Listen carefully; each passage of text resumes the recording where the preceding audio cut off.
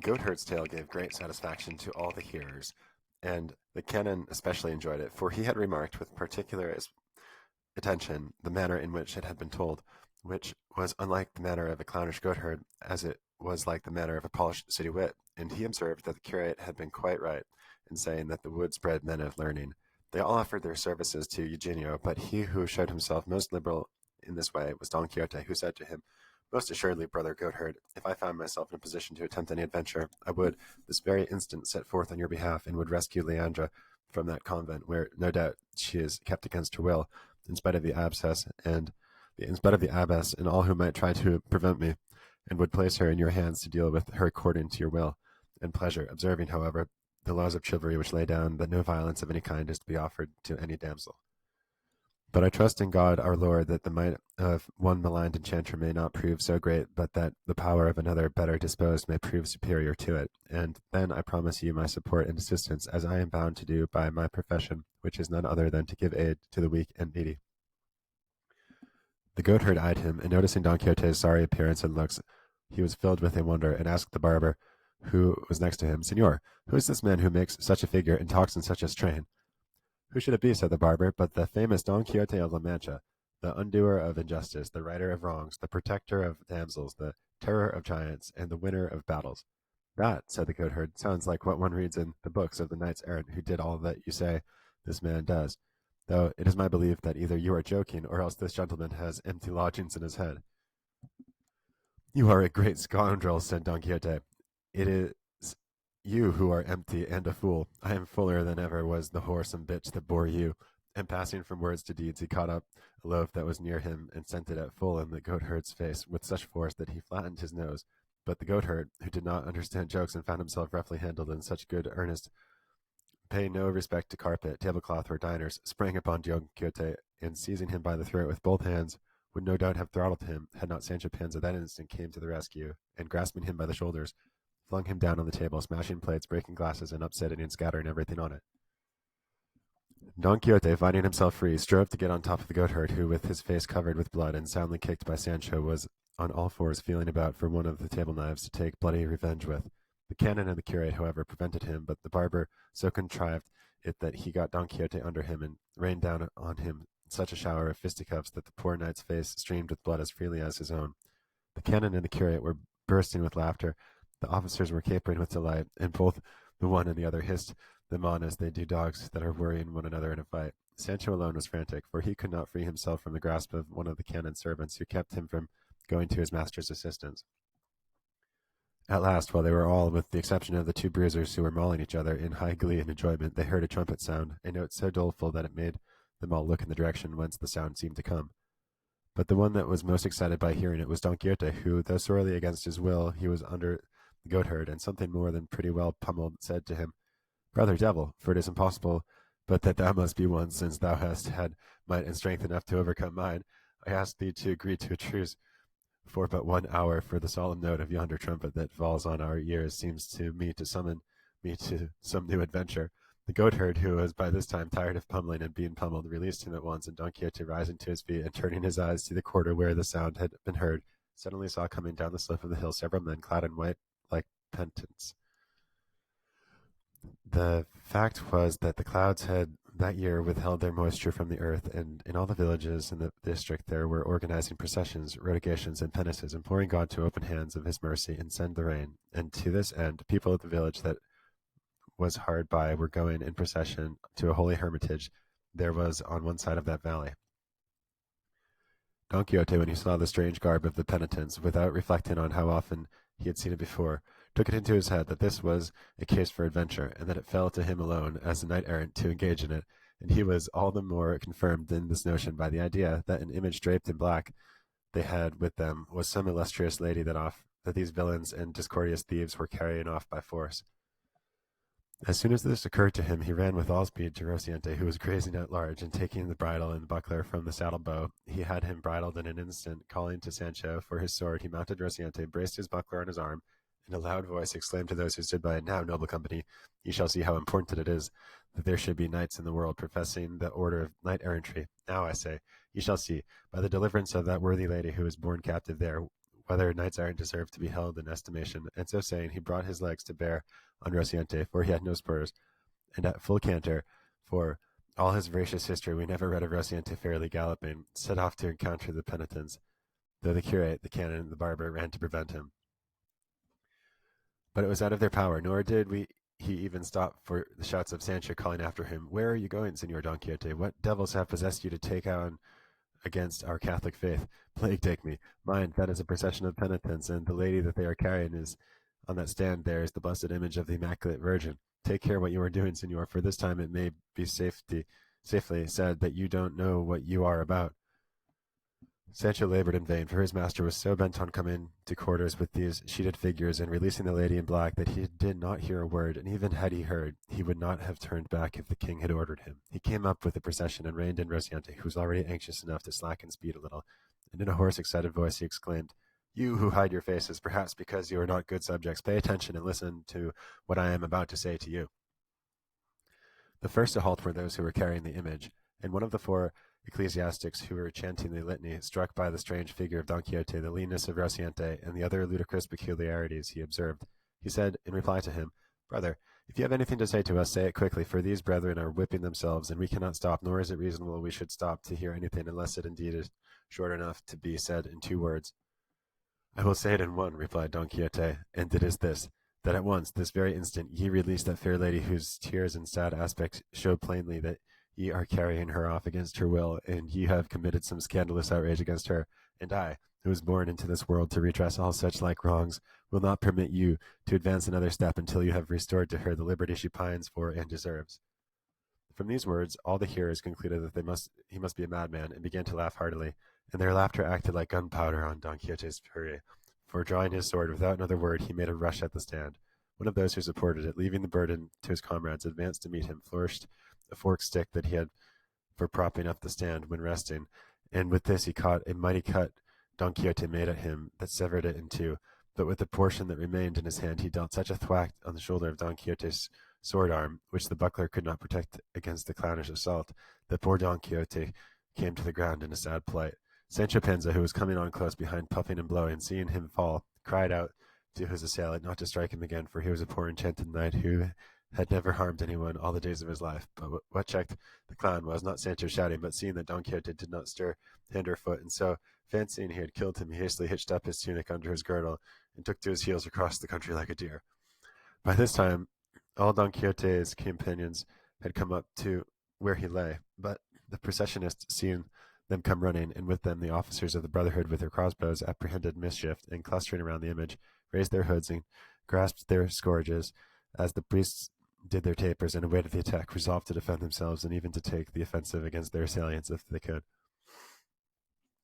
Fortune, however, arranged the matter better than they expected, for all Sancho did was to fling himself on his master's body, raising over him the most doleful and laughable lamentation that ever was heard, for he believed he was dead.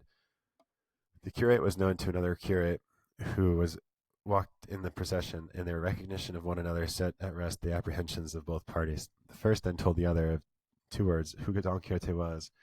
and he, the whole troop of penitents, went to see if the poor gentleman was dead, and heard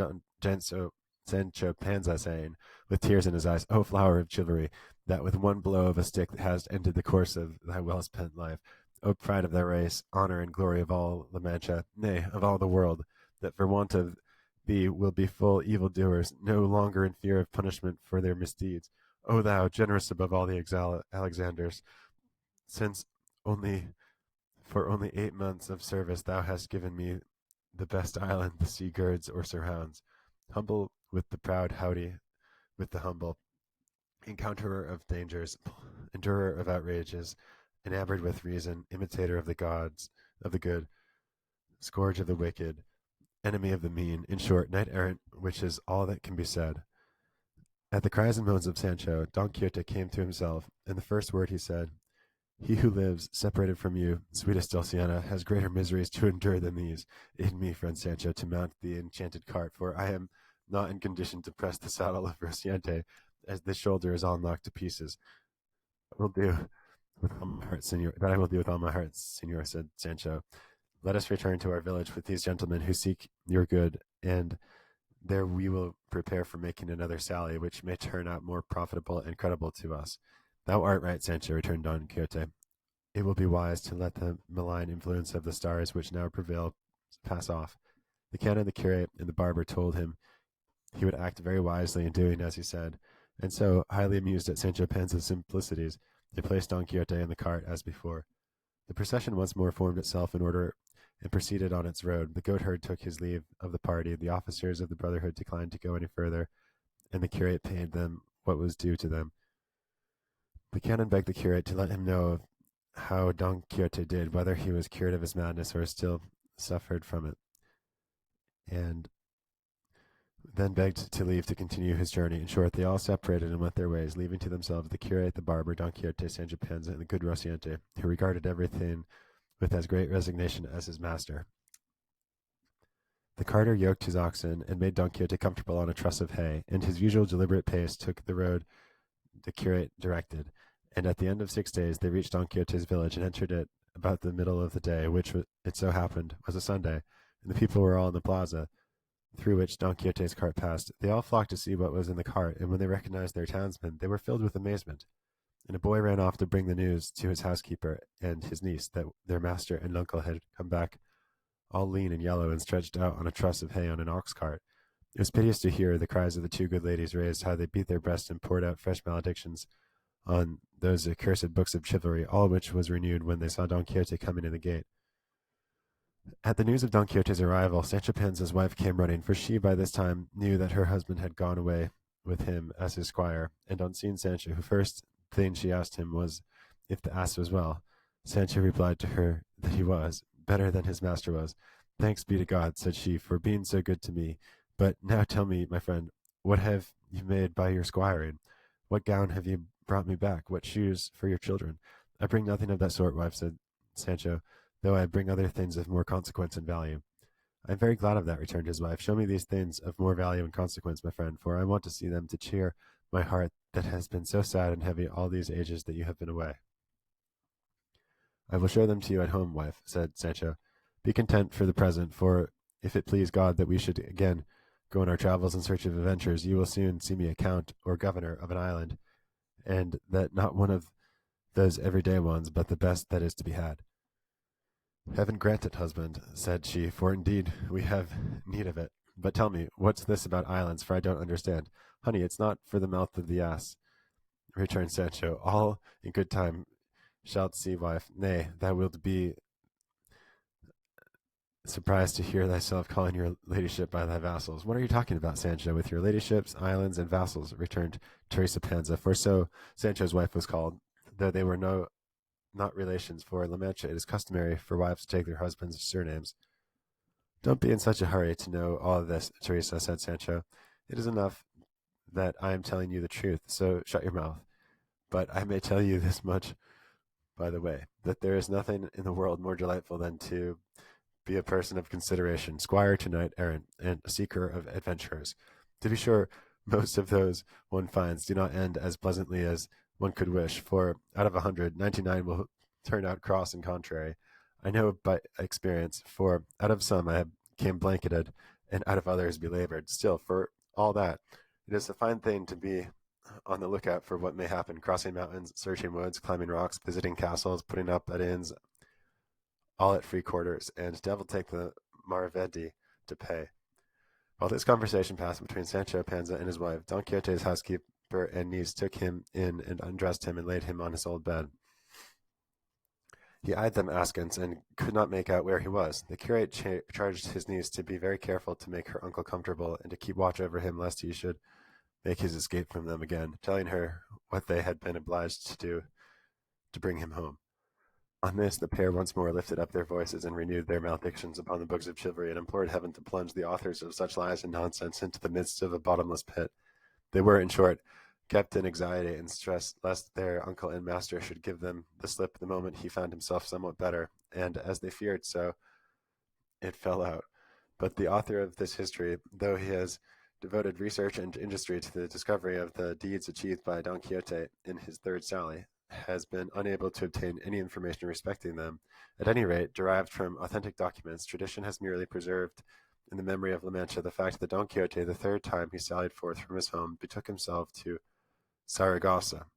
where he was present at some famous jousts which came off in that city, and that he had adventures there worthy of his valor and high intelligence. Of this end and death he could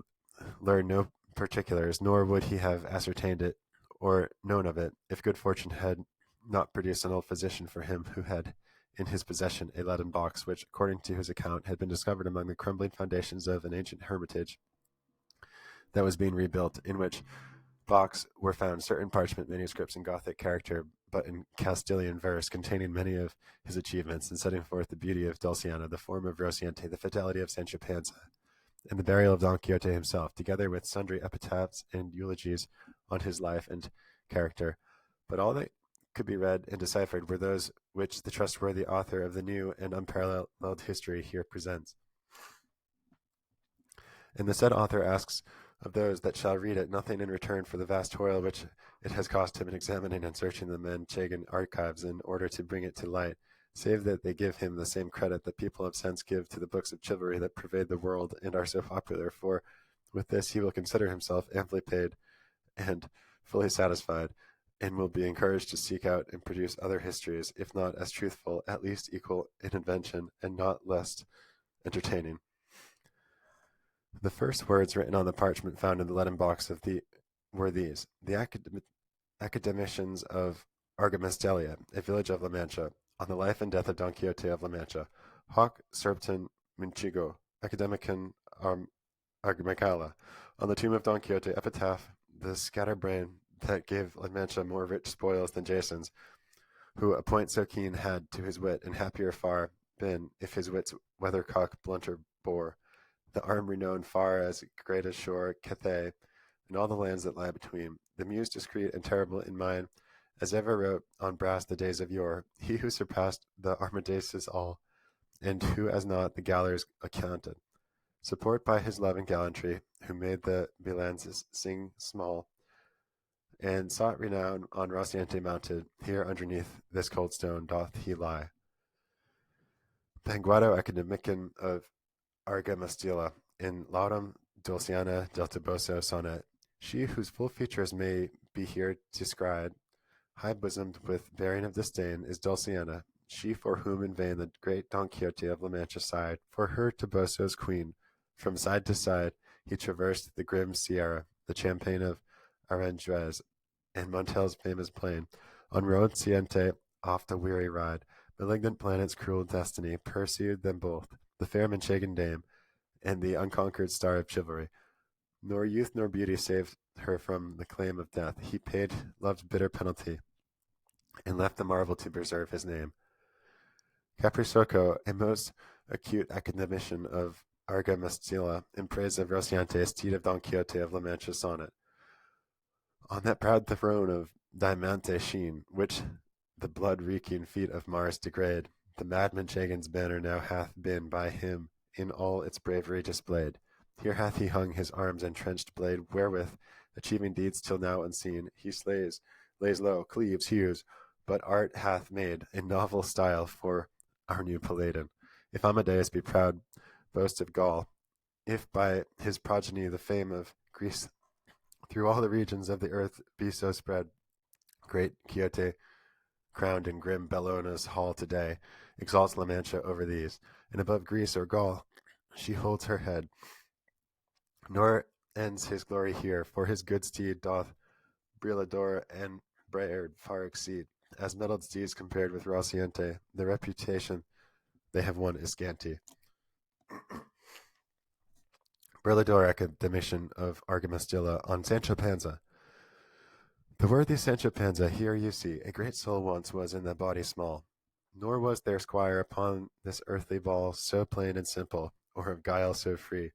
Within an ace of being count was he, and would have been but for the spite and gall of this vile age, mean and illiberal, that cannot even let a donkey be. For mounted on an ass, excuse the word, by Rocinante's side his gentle squire was, wont his wandering master to attend. Delusive hopes that he lure the common herd, with promises of ease, the heart's desire, in shadows, dreams, and smoke he always end. Cacciadublo, academician of Argamasilla, on the tomb of Don Quixote's epitaph. The knight lies here below, ill-errant and bruised sore, whom Rocinante bore in his wanderings to and fro. By the side of the knight is laid stolid man Sancho too, than whom a squire more true was not in esquire trade. Tacodic, academician of Argamasilla, on the tomb of Dulciana del Toboso, epitaph. Here Dulciana lies, plump was she and robust, now is ashes and dust, the end of all flesh that dies, a lady of high decree, with the port of lofty name, and the great Don Quixote's flame, with the pride of her village she was. These were all the verses that could be deciphered, the rest, the writing being worm-eaten, or handed over to one of the academicians to make out their meaning conjecturally. We have been informed that at the cost of many sleepless nights and much toil he has succeeded, and that he means to publish them in hopes of Don Quixote's third sally. Force altro cantera con miligor pletro. Volume 2.